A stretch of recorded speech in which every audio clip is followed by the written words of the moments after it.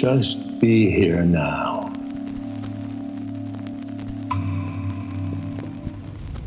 We'll play with many levels of consciousness this evening.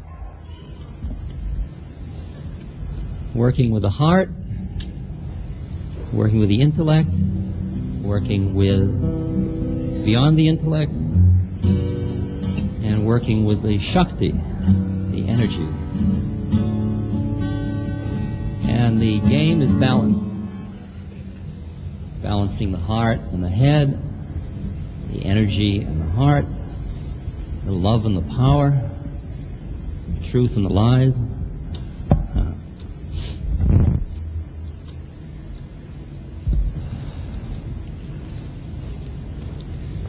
Different parts of the evening will be appealing to different members of the beings gathered here.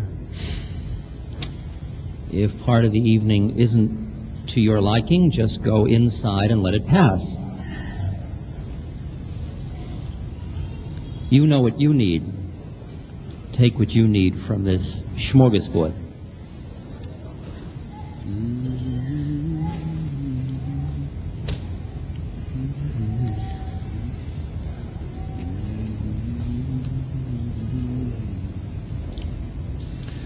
When we sing together, you are invited to sing.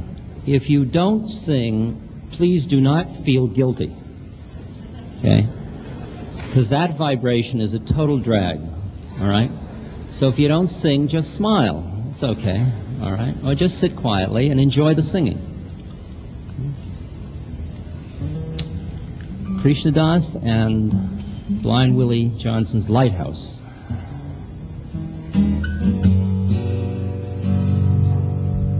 Sing the chorus first. You can learn it. And sing along if you like.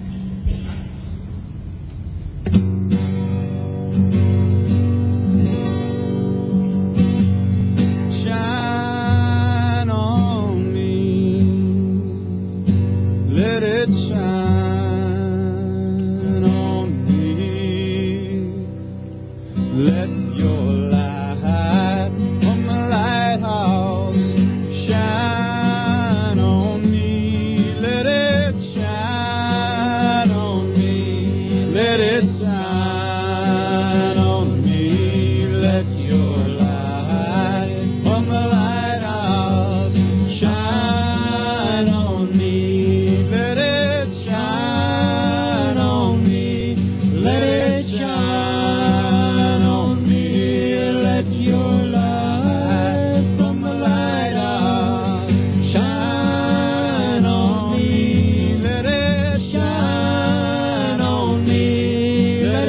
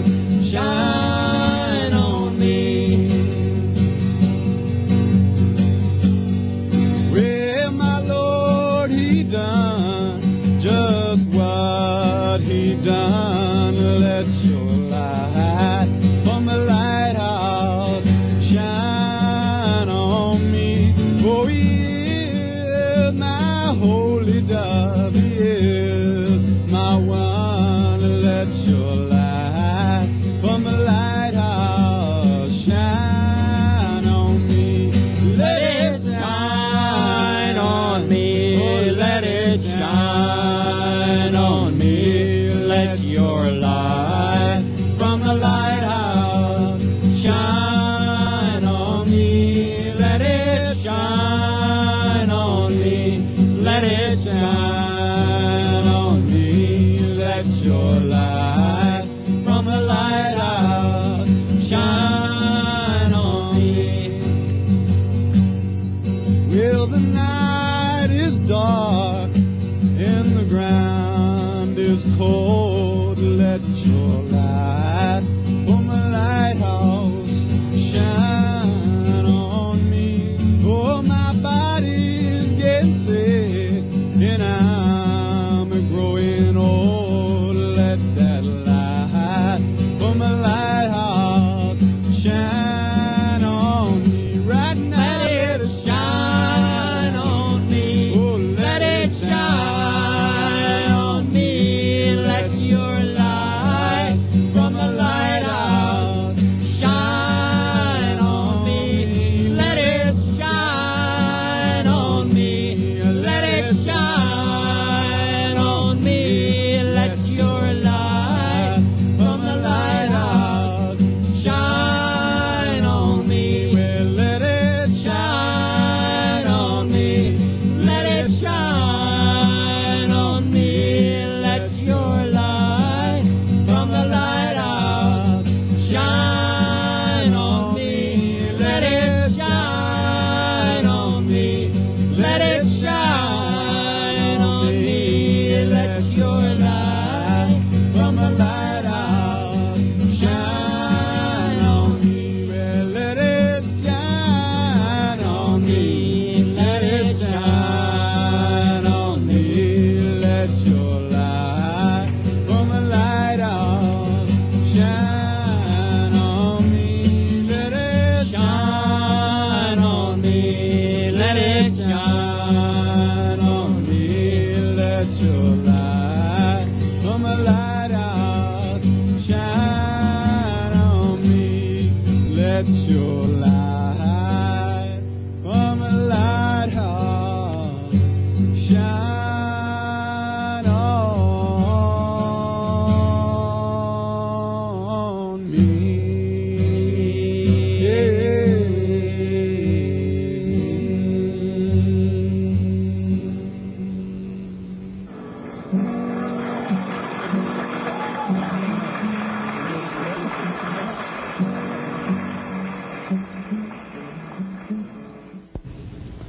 Miami seems like a good place to reflect upon greed.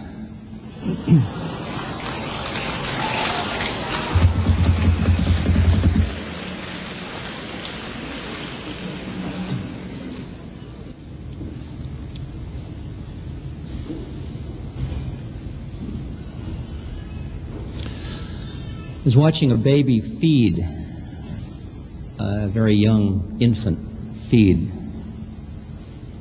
Now that's pure greed. Pure greed. It's just, there is no self-consciousness about it at all.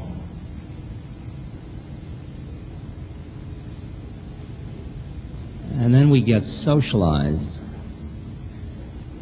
and we mix greed with a liberal dosage of guilt and shame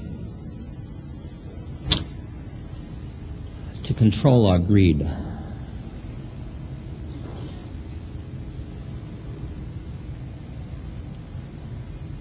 And then later we mix it with rationalizations, a rational structure to control our greed using our intellect.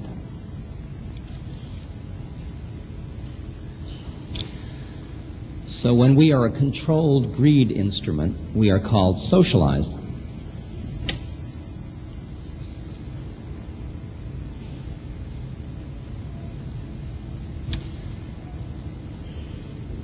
We still have the greed, we still want what we want when we want it.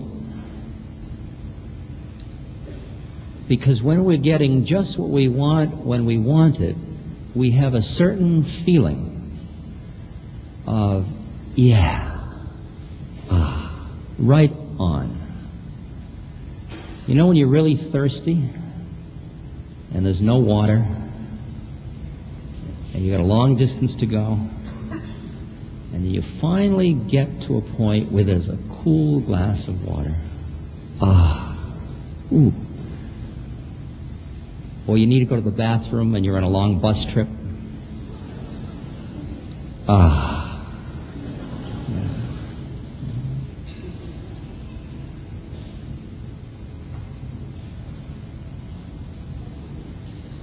That moment of getting just what it is that you wanted. It's a moment when you merge. You were somebody wanting the water. It's like with sex, it's very clear. You want the orgasm. You think, here it comes, here it comes, here it comes. And then there it goes, there it goes, there it goes. But at the moment, nobody's thinking anything. Nobody's thinking, this is it. There isn't anybody there to think anything.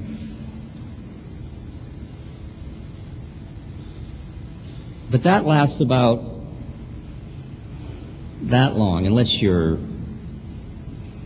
can get it out to there, say. Right? Master. Of the selfless moment, the moment when you're not busy being somebody doing something. The moment of flow.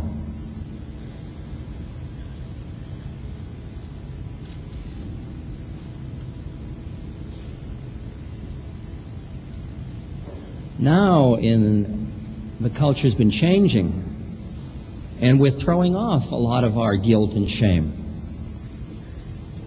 So what happens then? Everybody tries to come back to basic greed, to get what they want when they want it. When you're hungry, you eat.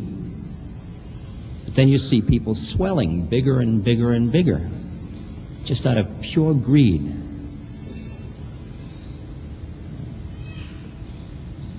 More and more ease, more and more comfort, more luxury, more. If I get just a little bit more, it'll be just enough.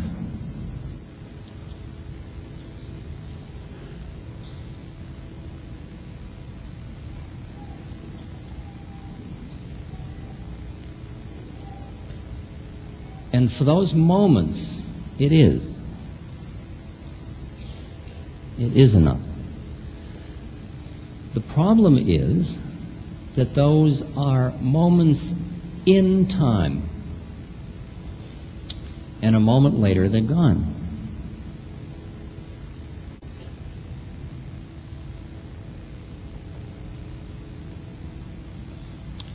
You're all masters of going up and coming down. You know how to get up there, and you also know how to get down. And most of you, no matter how hard you push, come down. You buy a new car, you get behind the driver's wheel, get that rush. Just the fantasy I had. Here it is, $4,000 later, I got it. You zoom down the road, the moment. A few days later, there's a squeak. New dance. The moment is past.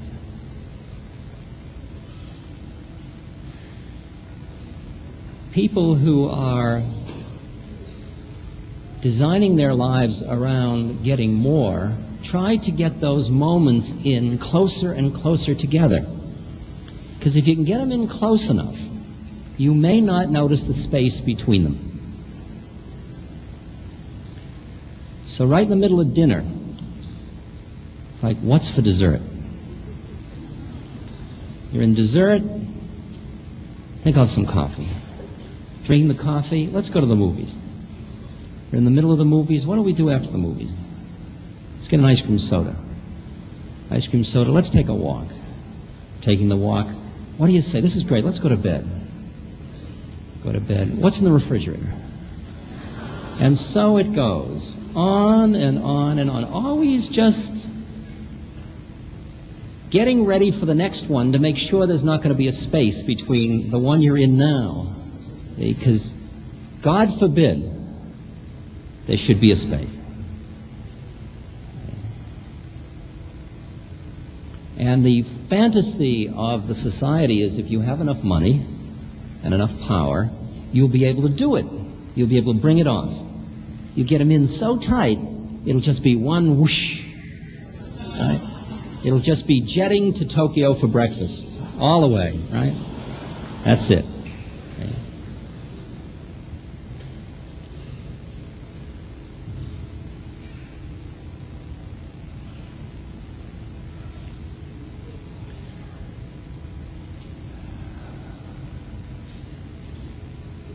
But television, as a obvious medium,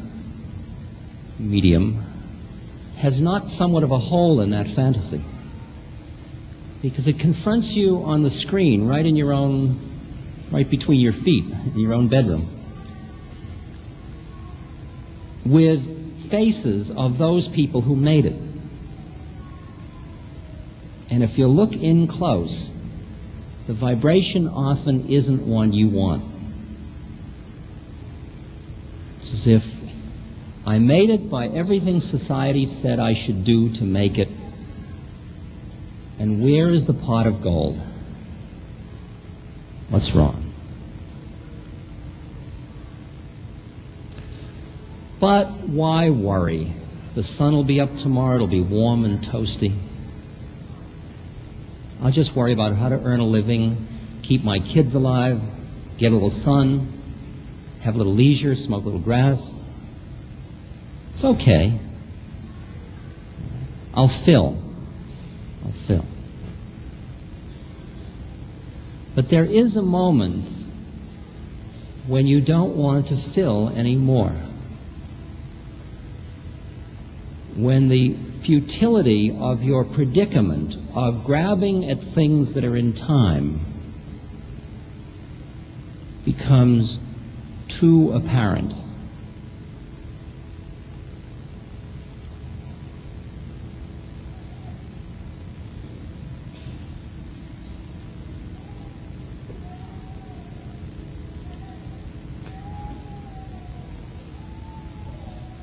When that happens for an individual,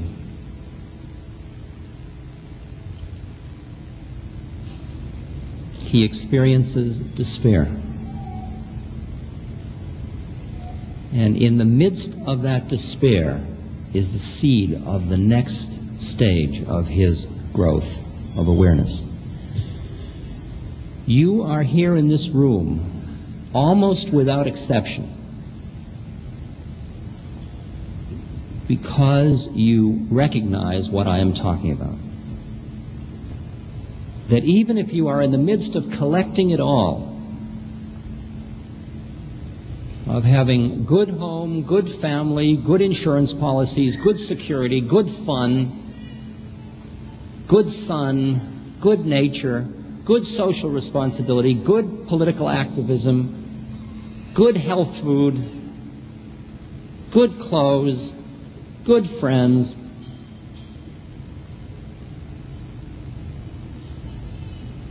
back inside of you is saying,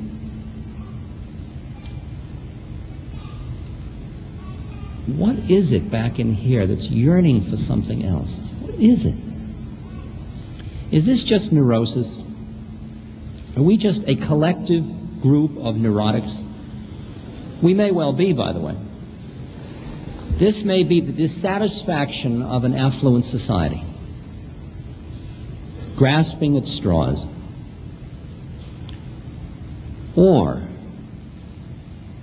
it may be that we are part, We are pseudopods. We are those things that go out from the amoeba. We are the leading edge of a shift of consciousness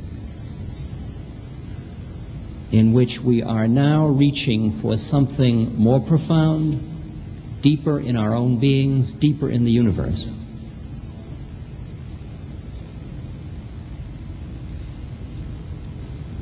Obvious shifts. For example, in this group, many of you are shifting from identifying with that feeling towards the universe of my job is to master and control my environment, shifting to my work is to hear and flow with and be a part of my universe. Now that's an entirely different ego structure.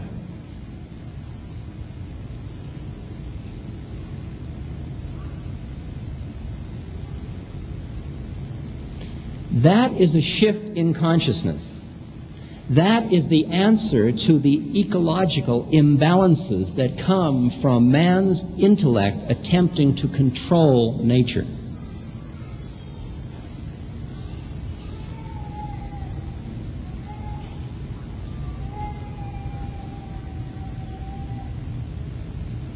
That's called in Chinese philosophy the Tao, the flow, the harmony, being in tune with.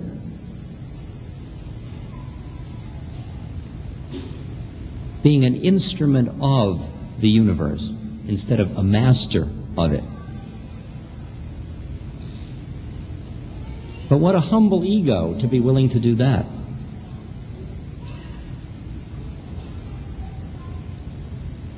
If that were Henry Kissinger, he would have to listen instead of just sending. That's the difference between a politician and a statesman. That's the difference between a knowledgeable person and a wise man. We are collectively in training to become wise persons.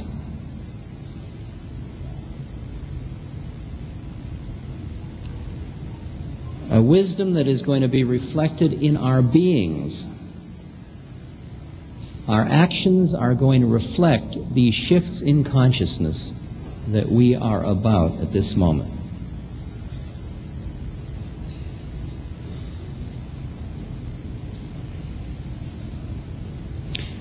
Now, actually, who you are has another level of significance that some of you will find difficult to hear, others will hear comfortably.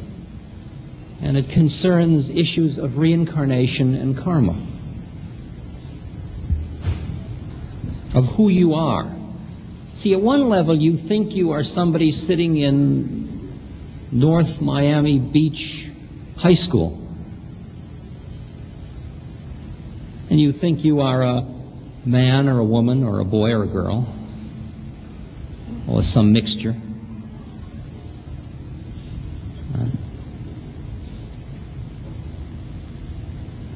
But you have so many levels of identity, so many levels of identity. Why do you pick that particular reality to cling to? Because it's being fed by your senses and by your thinking mind.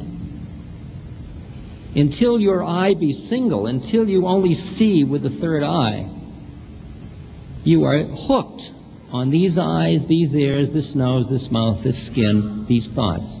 And that creates which reality?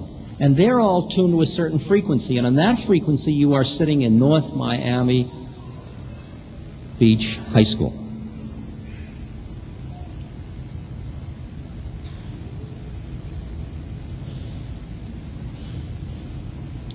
But who I see you to be is, for the most part, very different than who you think you are.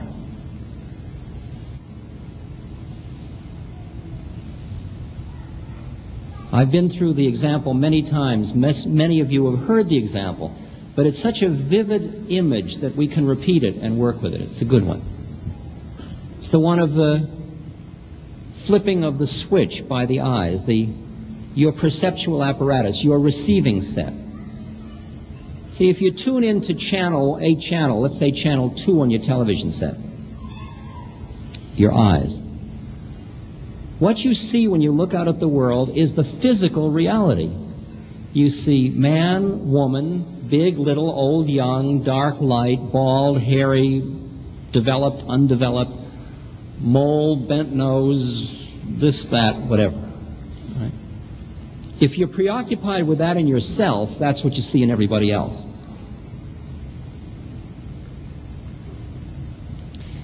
If you think you've got a funny-looking nose, what you notice when you walk down the street is everybody's nose.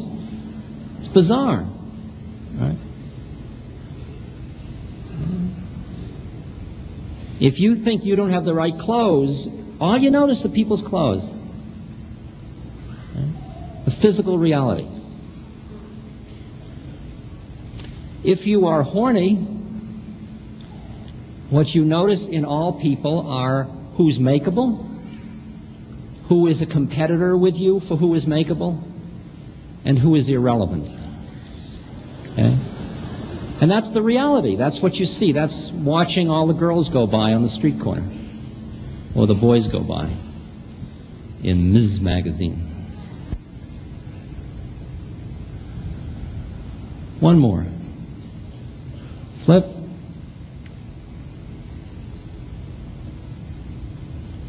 Now when you look at another person, what you see is as if two mirrors were placed facing each other with nothing in between. You see itself looking at itself, looking at itself, looking at itself, infinitely. For you have moved to the plane of the Ancient One, of the One, where there's only one of us here. In that reality, there is one of us here talking to itself. We are making believe we are the many. We are playing as if we're many so we can play out this dance. We are all in drag because when you rip off the mask, there's only one of it. Right? And I am talking to myself.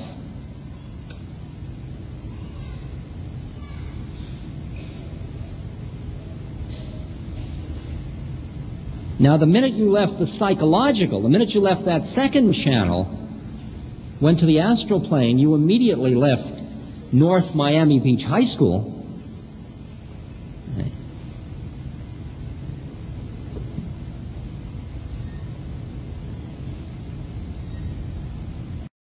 Which of these realities is you? Who are you? Who do you think you are? We, just to complete the game, we'll just go one more. One more flip. You disappear. I disappear. The television receiver disappears. We have just entered into the formless, called the void. Not nothing. That's something.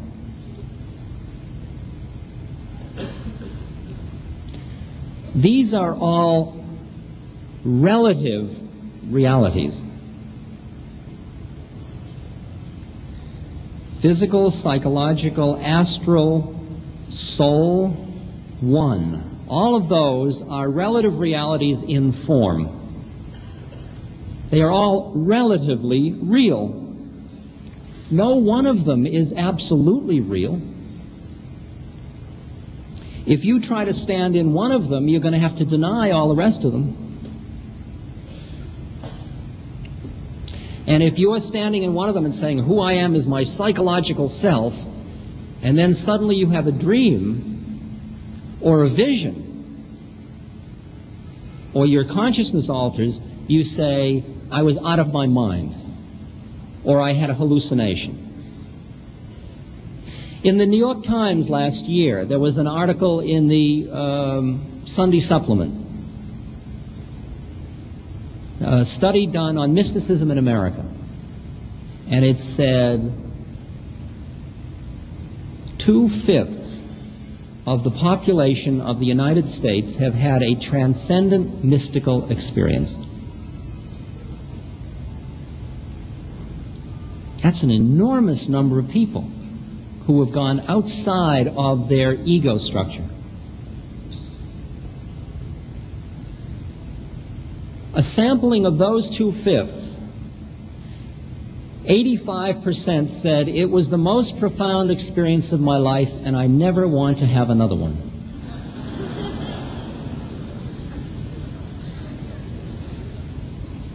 Can you hear that? Because it upset the apple cart. Because if you want to hold on to your neurosis, and suddenly you've been catapulted out to where you are experiencing oneness with the universe, what happened to your neurosis? And if you've built a whole game plan around your neurosis, you are left with nothing, nowhere to stand.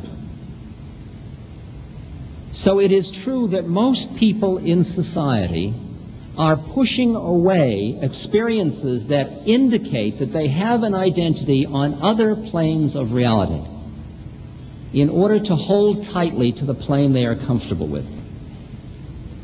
Now, what is liberation within that context? A liberated being is somebody who has moved out of the reality that they thought was absolute initially in their life into another reality and another reality and another reality, and they are liberated from being stuck in any single reality. Okay? Somebody we call psychotic is in a reality other than the one that, say, 3 psychiatrists agree to. Okay? Like the example I gave, I think, in The Only Dance There Is, where I visited my brother who was thinking he was Christ and the psychiatrist who thought he was a psychiatrist. Right? And they both were in a room together, convinced the other one was insane.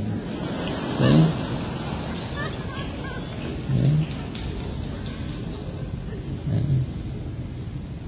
But the insanity is clinging to any reality. I didn't say functioning in any reality, I said clinging to any reality. A conscious being functions in all realities. Can't you have your astral identity and your physical identity and your psychological identity and your spiritual identity, and your identity is the one, and you are beyond identity, all here and now? That's what the game is. Would John Morley call his house, please?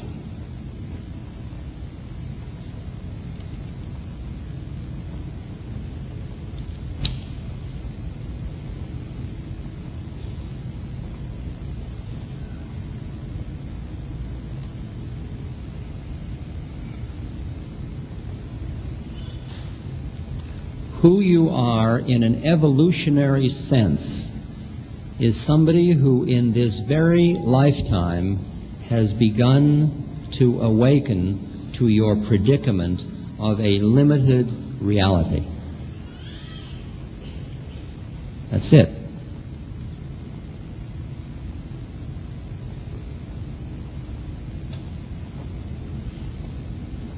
If you think of the image of a clock, 12 o'clock, perfect harmony in the universe, perfect flow.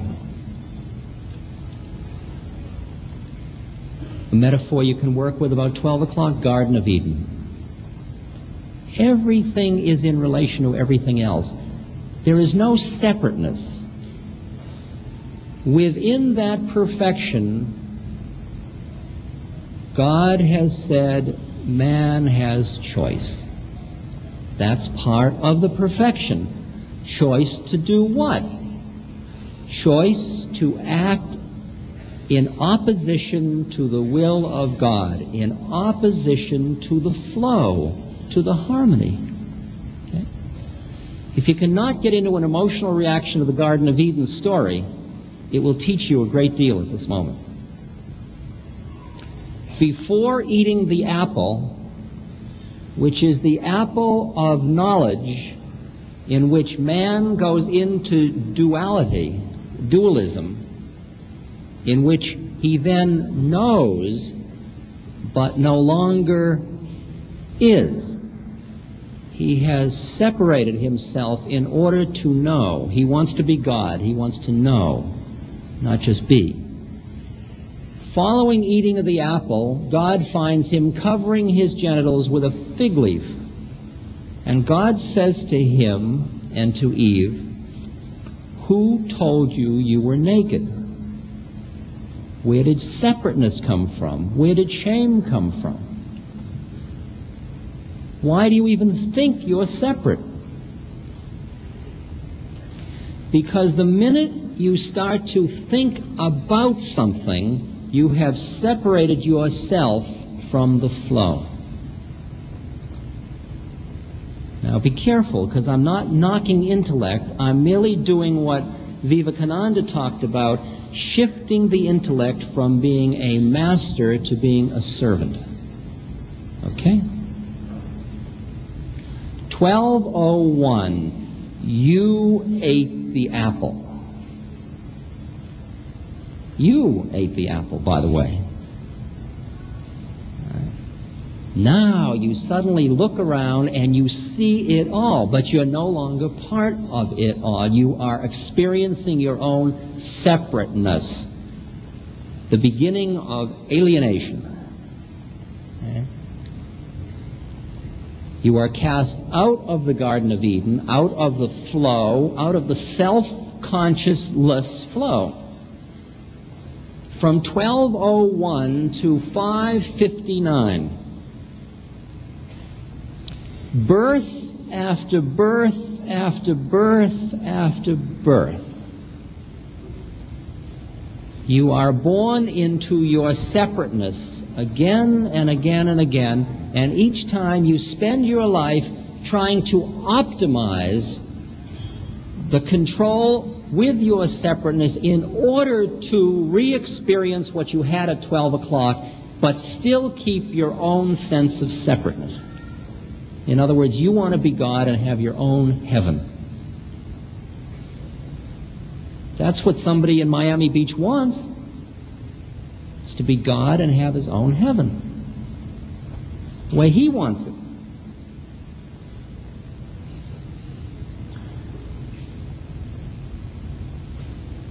$5.59. Everything you have done, birth after birth after birth after birth, and you know how many births we're talking about? I mean, I can't do enough after births. Buddha gives the example. Remember this story? Buddha said, if you took a mountain that was the width, the length that it would take an oxen to walk in one day, which is about 6 miles. It's 6 miles long, 6 miles wide, and 6 miles high.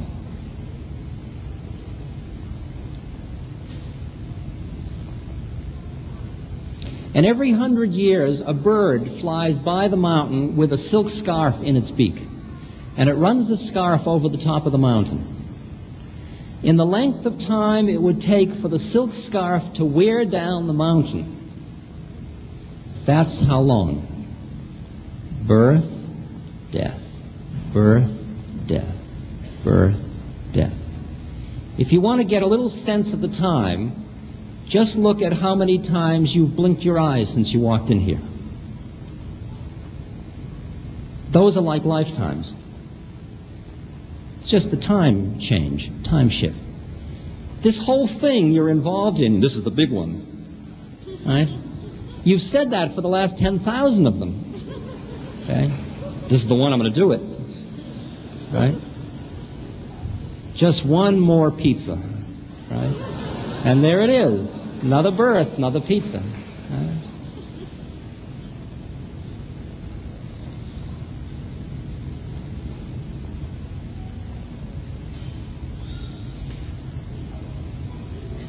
To start another dimension of this evening, for those of you that know these words are birds, sit straight and just breathe into your heart and keep rising on the energy in this room.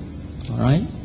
Let the words flow in and out. You don't have to turn off that reality to do the other thing, but you can go beyond the words here too. The words are to keep the intellect calm, so another process can go on tonight.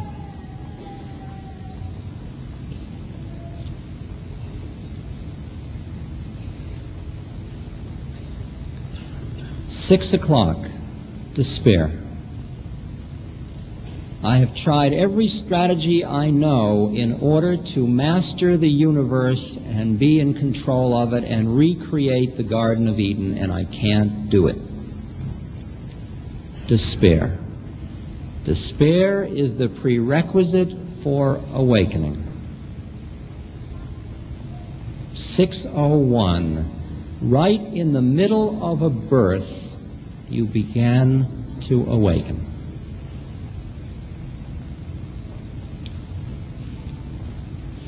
Now, why do I say in the middle of a birth? Because between births,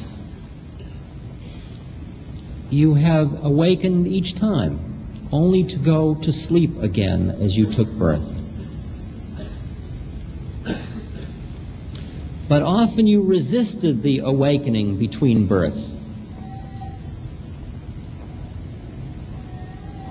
See, a person that's, say, at 7:30 or 8 o'clock who's already awakening during a birth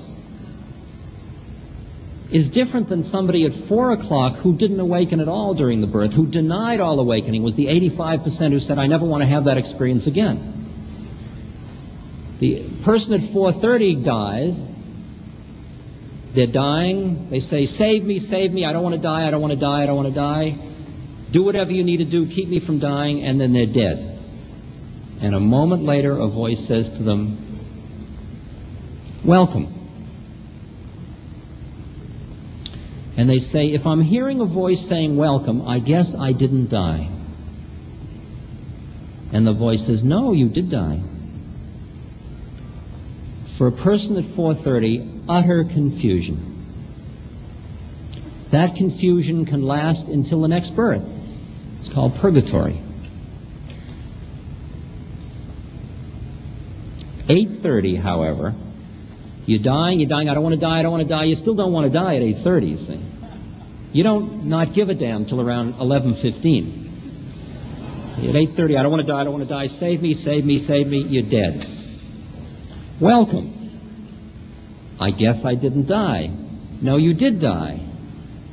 At that moment, those moments of awakening you had during your previous birth suddenly flick over into figure instead of into background, and you say, far out. All that stuff that happened to me was real. And then you're wide open, and then you are a collaborator in the preparation for your next round. You work with the cosmic karmic council.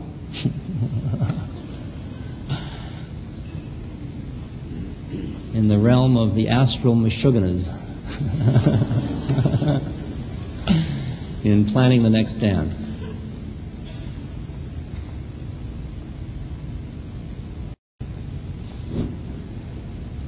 But there are more surprises in store yet. For as you get up near 11 o'clock, you're working out all of your karma, and you're awake during most of your birth. Get to 11:59. New choice. 11:59.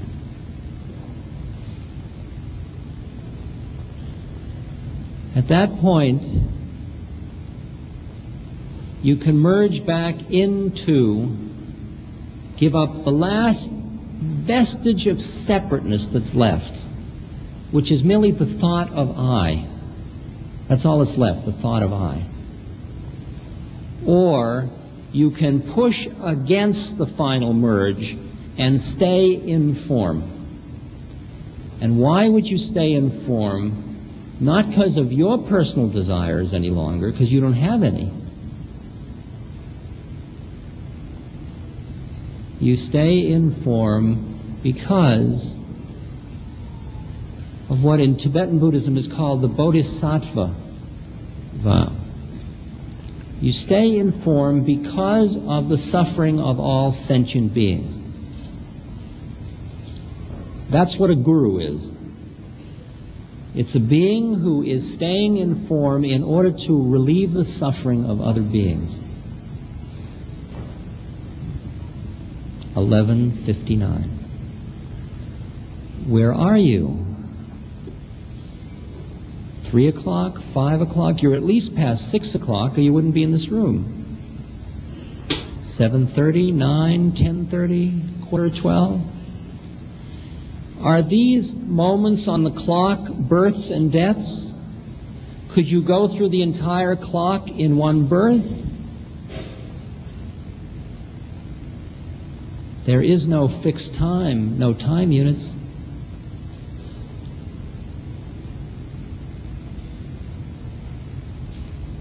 It's the karmic clock.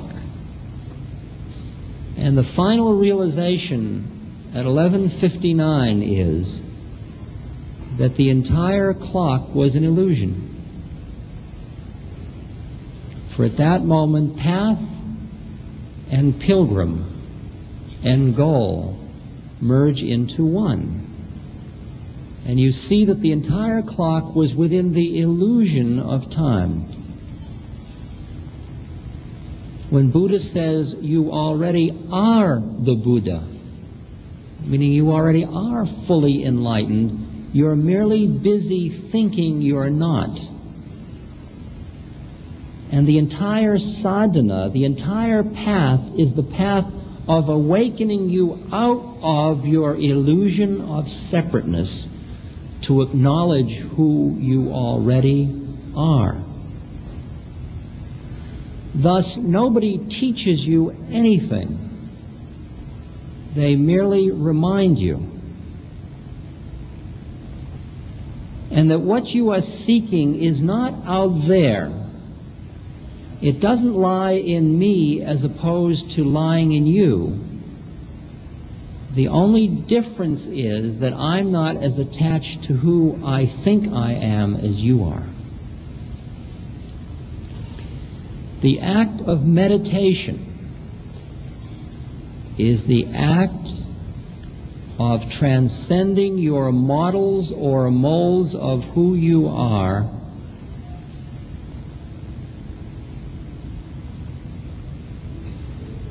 to recognize yourself.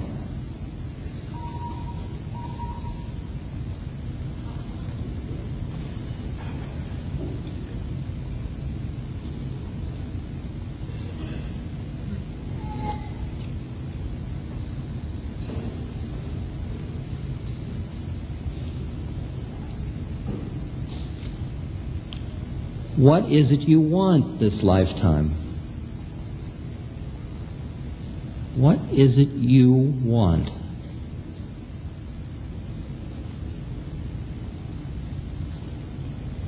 Somebody at 4:30 wants more pleasure.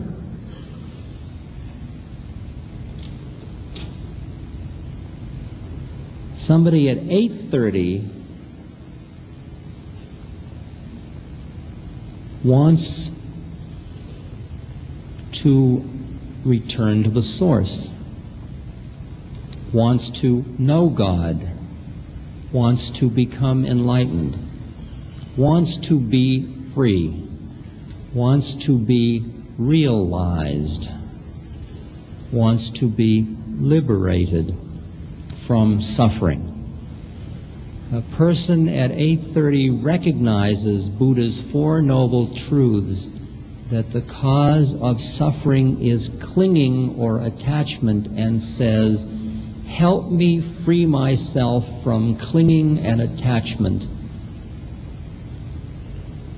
so that I might end suffering. Let me be free. At 4:30, you try to optimize pleasure and minimize pain. You try to get high and avoid the low. At 8:30, you say, everything in my life, the highs and the lows, are all grist for the mill of going home. I will eat it all. And it's even farther out than that, because at that point, your suffering becomes functional for your awakening. Your suffering literally becomes grace. That's a heavy one. At that point, when you get caught in anger far out, it's showing you where you're clinging, and you're more interested in getting done with clinging than you are just getting high again.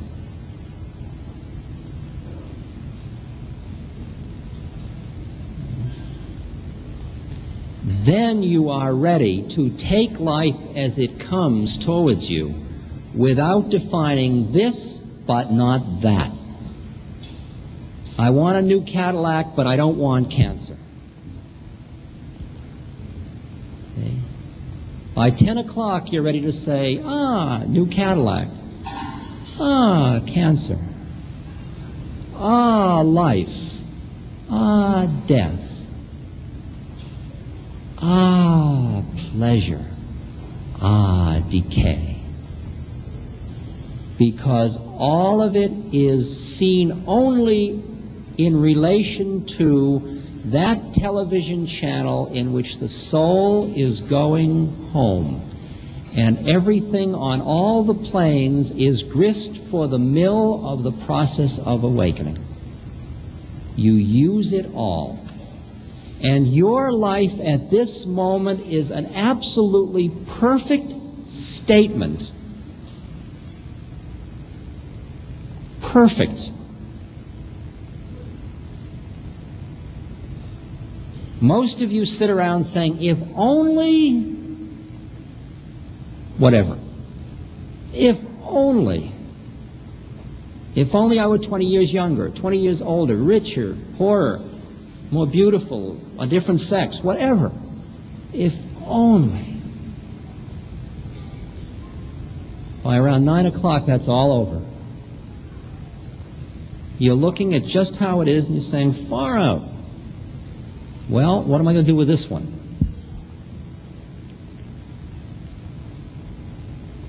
Now, this is where it becomes very delicate. Because as you keep flipping these realities, is this too heavy, or can you hear me? I'm sorry it's so heavy, but it'll be clearer after a while. I'll get lighter after a while. It's just, I don't know why. It's whatever the vibration is.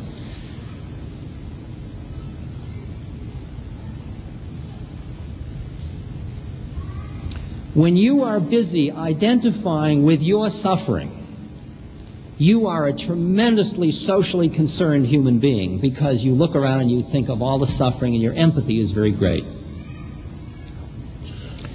When you shift these channels a little bit and you ultimately look up and you begin to see all of the forms of the universe in perfect harmony with one another, and you begin to experience the perfection of the flow, including the suffering, the violence, the starvation, etc. At that moment, you look at the universe and you say, from your great height, high in the Himalayas, you say, it is all perfect.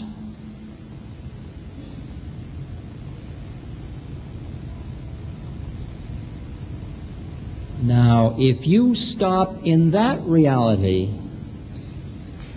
you can be very, very high in the Buddha mind, but you forgot the bleeding heart of the Christ.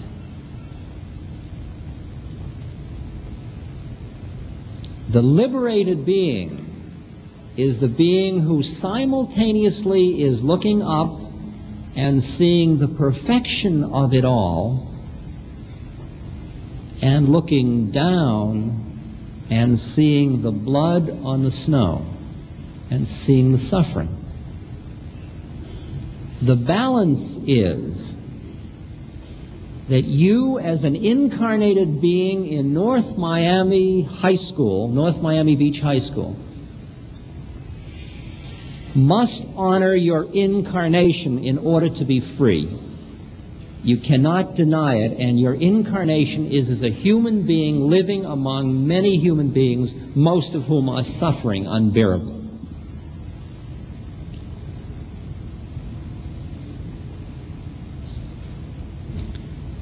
That balance, the balance of the Buddha mind, of seeing the emptiness of forms and the perfection, and at the same moment keeping your heart wide open to the suffering in the universe around you, and using your incarnation to alleviate suffering, that is the balance that is the statement of liberation. If you get so high that you're walking down the street so high that somebody trips and falls and you don't bother to help them up because, after all, it's perfect, you forgot God in form.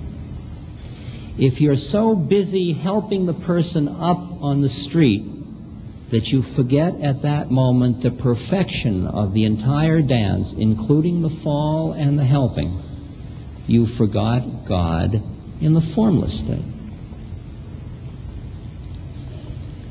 It's a tough path to have the strength to keep it together in form and formless, to relieve suffering and to work with suffering. See, how you deal with suffering depends on the level of consciousness. Like the example that I've used before, if somebody comes to you and says, I am a yogi, I would like to do a fast and I am healthy, and I say, all right, fast for 9 days. And they come to me at 7 days and they say, I'm doing fine. I say, great, you go right ahead, fast some more. If I then walk out on the street and somebody comes up to me and says, hey man, I haven't eaten in 7 days, you got a quarter.